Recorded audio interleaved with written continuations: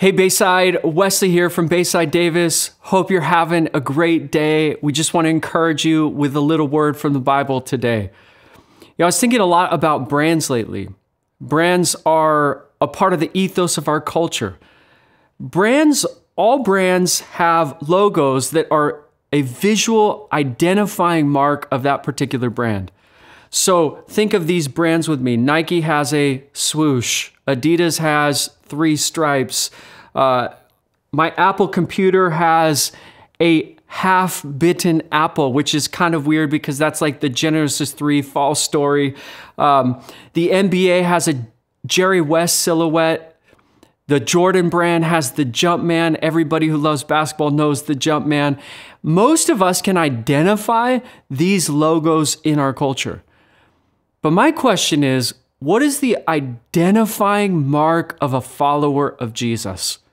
What is it that we look at in a person's life that believes in Jesus, that follows Jesus, that the world could say, oh, collectively, across the board, this is the mark, the brand of a follower of Jesus?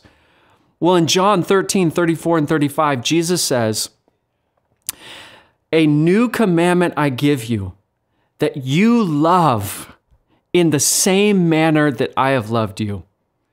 The identifying mark, the logo of Christians, followers of Jesus, churches, should be love.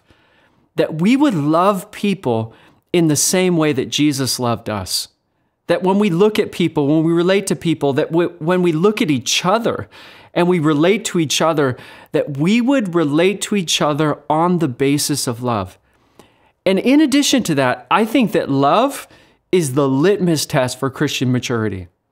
If we can look back and say year in and year out, I love more like Jesus than I did a year ago, we can see a trajectory, an evolution of spiritual growth in our life where we can reflect year over year and say, I'm growing, I'm maturing, I'm deepening my roots, not in just the knowledge of the Bible, but the practice of what it means to be a follower of Jesus in this world, in the family of God, loving like Jesus, and then as I relate to people that aren't in the family of God, loving like Jesus. And just think with me about a couple characteristics.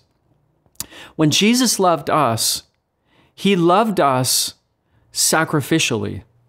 So he gave up his life for us. And when Jesus loved us, he loved us for our benefit. It was selfless. It was sacrificial. It was selfless. He went to the cross, not because he was getting a gain, so to speak, but so that our life could be changed, transformed, and blessed in a relationship with God for all of eternity.